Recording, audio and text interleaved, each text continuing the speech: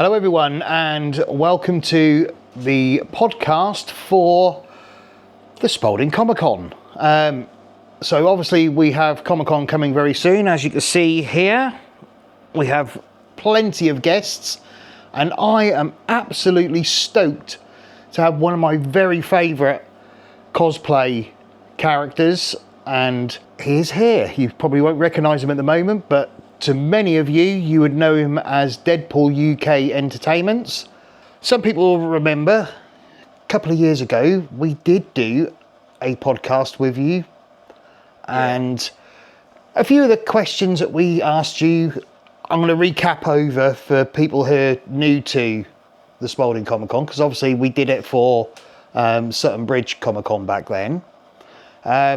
So one of the main things that we asked you was, how did you get into being Deadpool and into cosplaying?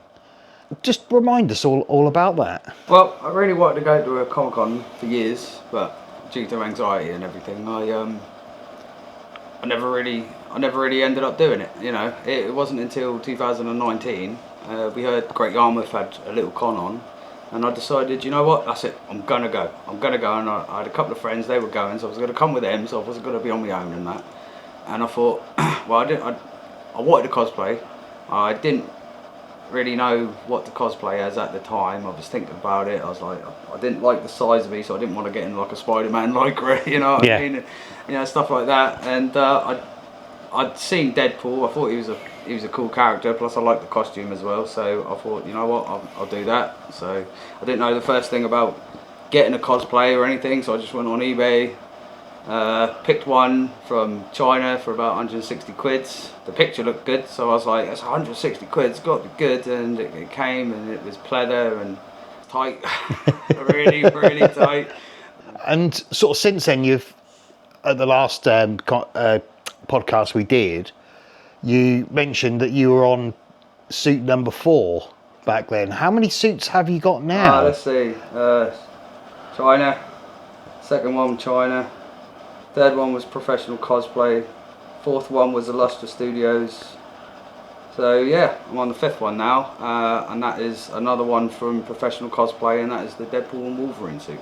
So when you buy these costumes, do you then have to buy all the extra accessories to go with it now? Or, because I remember you mentioned that when you first got into it, you were sort of buying the suit and then all the other bits and pieces as well. Yeah, I was upgrading them by myself. So before I knew about Professional Cosplay, Outfit, whatever, and all the others, because I was buying like cheap suits off eBay from like China or whatever, they'd never have all the attachments I need, and so I'd kind of source them out from different places, which is where I discovered Etsy and things like that. Mm-hmm. So I remember ordering knee pads from France and hot gluing them on the suit, and you know, and then getting like a different holster and buying different. Oh my god, it was all of that. It wasn't until I found out about Elfet, Professional Cosplay, and he does like a big package, and everything comes in the package.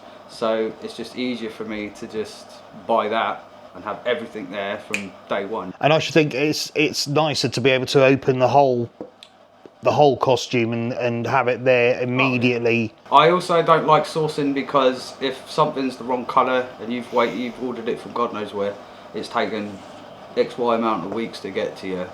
Okay. And you get it and it's like, well, that doesn't match. You know, I don't want that. So I'd rather pay the big bucks and get the whole shebang, you know, the whole chimichangas. So with regards to your costumes, obviously you've spent a lot of money over the years with regards to it. With someone new coming into cosplay, would you advise them to try and make something first themselves and see how they feel with it, or would you advise them sort of to look straight at the bigger ones like you do at Pro Cosplay? Okay, well, I guess my answer would be, it depends what your skill and budget is at, yeah? And what I mean by that is, if you can make things, give it a shot at the end of the day, you know? And if you can't make things, just go on your budget. It doesn't matter how much you spend or how good you look. Just do it. You know, in your own way. Yeah. You know, on your budget and with your own skill set. You know, and if you want to get better stuff, then just save up, I suppose. But what I'm saying is, it doesn't matter how good the costume looks compared to other people, because it should never compare. You know, you're just doing it to have fun, and that's the whole point of cosplay. You know. So, at the last podcast we did, you mentioned that your anxieties held you back from doing cosplays and going to Comic-Cons previously. Have you found that since you've been dressing as Deadpool, your confidence has grown? Yes. As soon as you put the suit on, well, for me personally, as soon as I put that suit on, and put that mask on, clip the eyes in, and just get that playlist going, that's it. I'm straight into character. I don't even think, and it's definitely one of the best decisions I ever made. Yeah, I would definitely say Deadpool has given me all the confidence to just be myself. Brilliant. Yeah. So over the past 6 years of you being Deadpool, roughly how many Comic-Cons do you think you've attended? I couldn't tell you, man. I couldn't tell you. Hundreds. And do you find the same set of people sort of going from one to the next, and you sort of grow a big nucleus of friends from that? Yeah, definitely. Sorry, I'm burping there. Fizz. Yeah, I mean everyone does it. There's many people that I used to recognise, like in the early years, you know, the early days. I'd always see like the same couple of people there. I didn't used to approach them because, again, anxiety and stuff, and but I'd always recognise them. But yeah, you're right. I have grown a massive group of friends, and we are normally at a lot of the cons at the same time. Good. Yeah. So, going on to last year, there was a big talk about you and a certain cast member from Deadpool and Wolverine, Mike Walters, stepping into the wrestling ring together and doing a little bit of a wrestling bout, which didn't happen, unfortunately. Is there any chance that you're going to be stepping into the ring this year? No. Is that a blunt no? No, I really don't think so. The only reason that was ever going to happen was the fact that he was a wrestler. He was Blob, and I was Deadpool, and I thought it would be hilarious to just have him like just come in and clothesline the crap out of me. But I never met him on the night we were messing around, because I'll tell you, I spent about 10 to 15 minutes taking bumps, you know, just to kind of practice.